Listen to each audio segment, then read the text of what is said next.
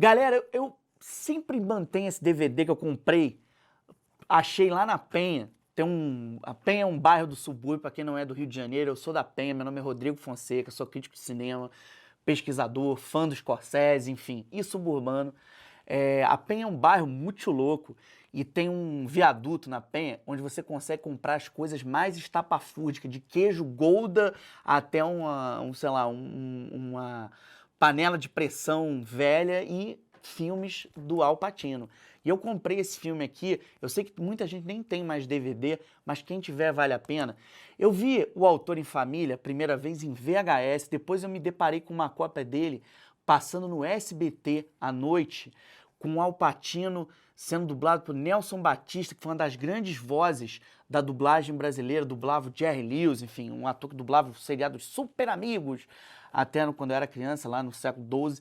Mas eu queria chamar a atenção para vocês o seguinte, quando o Scorsese fez o que é o tema desta nossa jornada, fez o Irlandês, ele trouxe o Al Pacino para interpretar o Jimmy Hoffa, um grande líder sindical americano. E havia uma polêmica na época, que era o Scorsese avançar na sua relação com os grandes atores que fizeram parte do Star System americano dos anos 70.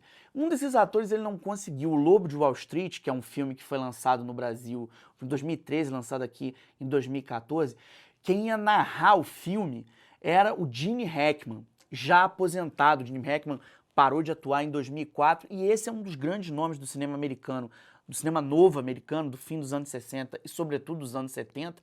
O Gene Hackman, inclusive, ganha o Oscar por Operação França, The French Connection, que é de 71, que o Scorsese não conseguiu. Espero que consiga. Gene Hackman ainda está aí, nonagenário, firme e forte com a gente. Esse nosso papo aqui, depois de uma andança que já está abrindo vários leques no território criativo desse realizador, ela chega agora no âmbito da estética da amizade. As grandes parcerias que o Scorsese estabeleceu com atores que dão voz ao cinema dele. A gente já falou das grandes atrizes numa aula lá atrás.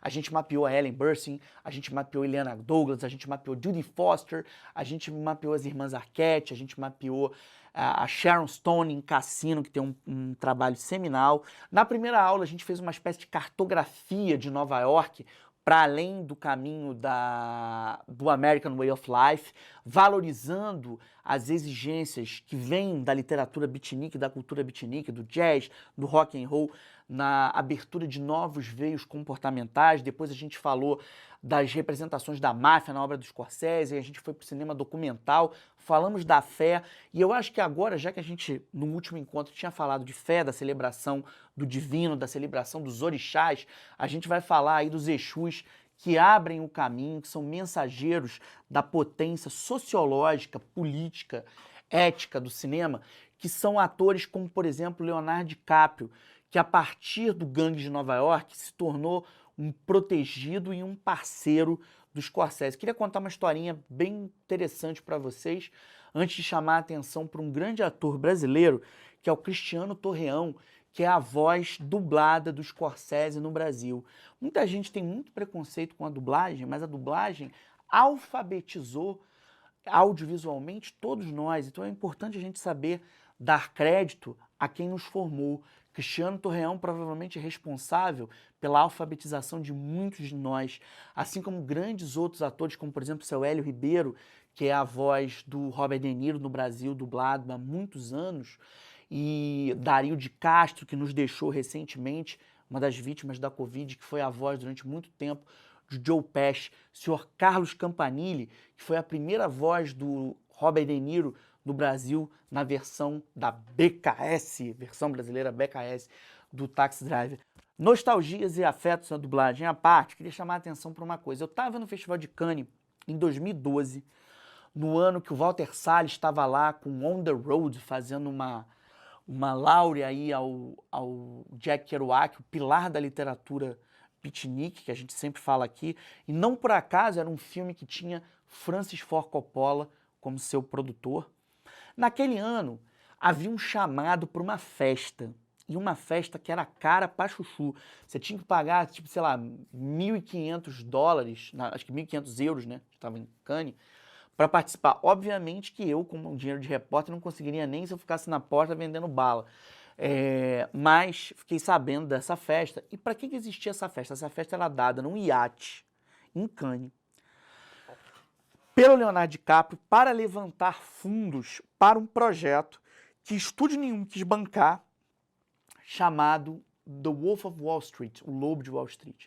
Naquela festa, o DiCaprio levantou por baixo 20 milhões de dólares, porque executivos do mundo inteiro pagaram para participar daquela festa, com 1.500 de um, 1.500 de outro, 1.500 aqui, 1.500 ali, e um direito a um speech do DiCaprio, falando diretamente a quem estava presente naquela festa petit comité. Eles levantaram a grana para que o Scorsese pudesse fazer uma adaptação para o cinema das peripécias do Jordan Belfort, que era um investidor da Bolsa de Valores que inventou mutretas para, usando dinheiro de acionistas, vendendo ações a preço de banana, formar um grande império. Mas o que eu acho que chama mais atenção naquele filme, que tem inclusive o Kanye West na trilha sonora, é a maneira como o Scorsese, já quase septuagenário ali, eles conseguiram fazer uma ode a um tipo de cinema que aparentemente não caberia na obra de um cineasta de uma verve católica tão ferrenha como o Scorsese, que é a comédia erótica. Aquele filme é um filme de um erotismo exacerbado, com direito a uma cena bastante peculiar, usando com uma vela e o DiCaprio, que desafiou alguns tabus.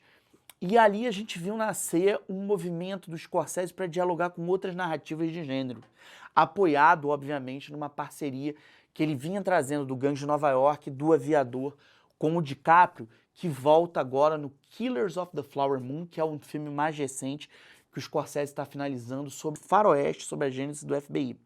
Nesse faroeste, que vai ser lançado no Festival de Cannes de 2023, ia para o Natal de 2022, mas foi adiado, é uma parceria da Apple com a Paramount.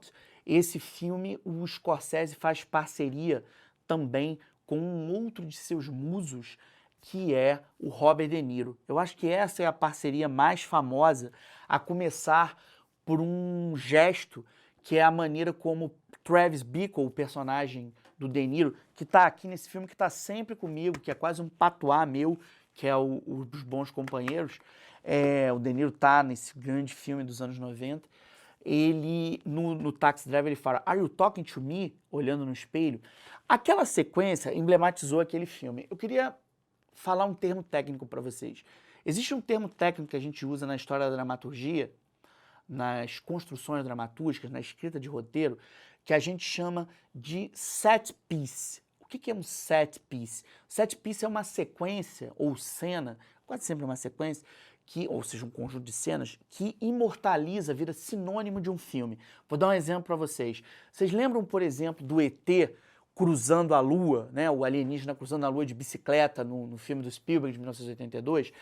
Quando você mostra aquela sequência, você imediatamente lembra do filme. Por exemplo, no caso brasileiro, existe um filme do fim dos anos 70, início dos anos 80, que é muito peculiar, que o Lima Duarte evoca uma frase do Nelson Rodrigues, Os Sete Gatinhos, do Neville Duarte de Almeida.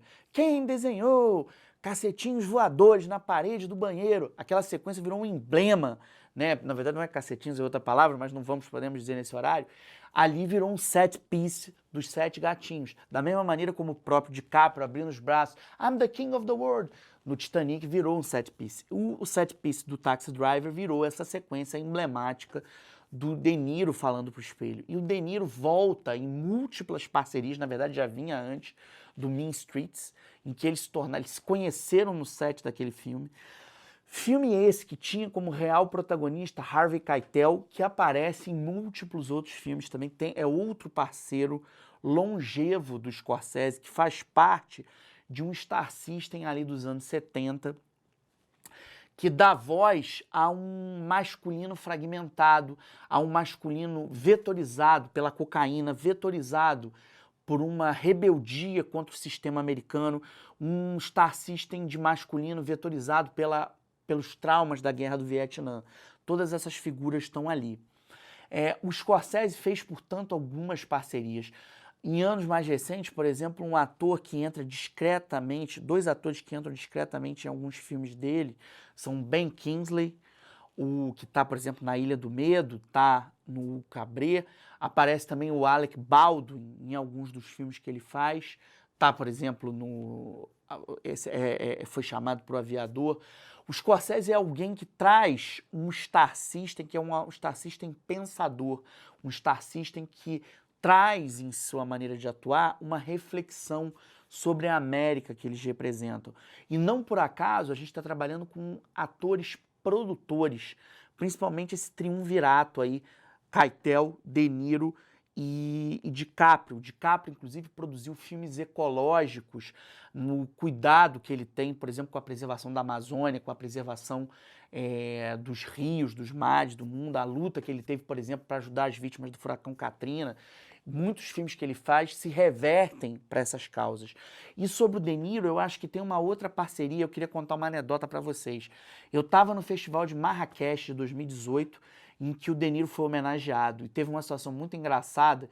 O Scorsese foi chamado para chamar o amigo, entregar a ele um prêmio pelo conjunto da carreira, e o Scorsese falou assim: quando eu conheci o Bob, chama assim, nos anos 70, a gente se ligava, e eu ligava para ele de um orelhão, e ele atendia da casa dele ou da casa de uma tia, e eu falava assim: Bob, você já viu o filme novo do Ozu, cineasta japonês que está passando ali no Lincoln Center? Você tá ligado naquele filme um clássico do Jean Renoir que está sendo exibido ali no Public Theater? Aí o De Niro me ligava e falava, o Bob me ligava e falava: Marty, você tá ligado no filme do Hermano Homem que vai passar não sei aonde, a gente pode ver. Mais adiante, quando a gente começou a filmar, estabelecer uma parceria, isso lá entre o fim dos anos 70 e os anos 80, eu ligava para ele e falava assim, devo confessar a vocês, Bob, você já viu o pó novo que os traficantes estão vendendo ali na 42? Bicho, aquilo dá uma onda. Aí o Bob me ligava e falava, Marty, você já experimentou o ácido que eles estão vendendo ali perto da Broadway? Meu irmão, eu tô vendo até Alice no País das Maravilhas. Só que a gente envelheceu.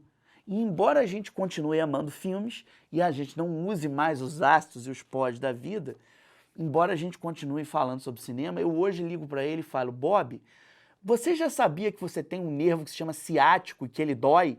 E ele liga para mim, Marty, você sabia que a bacia, se você movimentar o corpo de um jeito, dói? São as dores de envelhecer juntos, são as dores da estética, do envelhecimento na parceria, no casamento das trocas.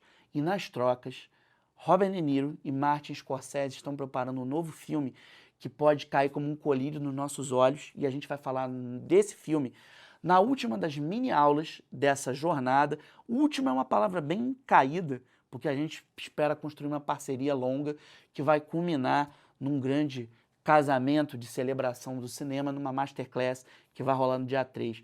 Mas até lá, galera, tem mais uma aula pela frente, e até lá eu deixo meu abraço, meu carinho, e lembrando que o cinema é a poética das imagens em movimento. O que vocês estão me ajudando a fazer aqui é poesia. Valeu!